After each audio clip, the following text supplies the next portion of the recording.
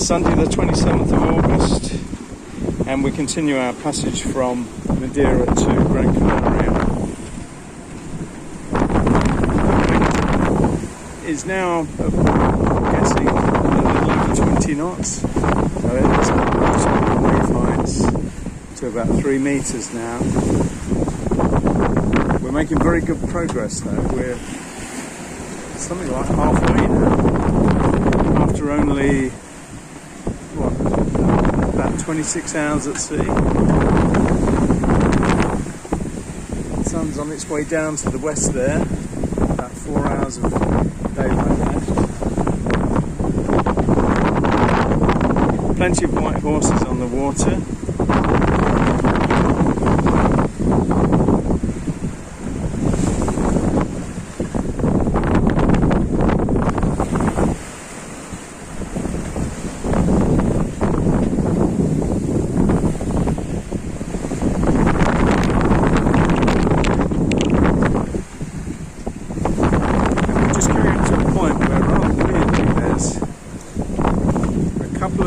Pinnacles of rock coming up from the several thousand meters of ocean depth, and they actually poke up above the surface, making little islands. They're just somewhat to the north of the Canaries.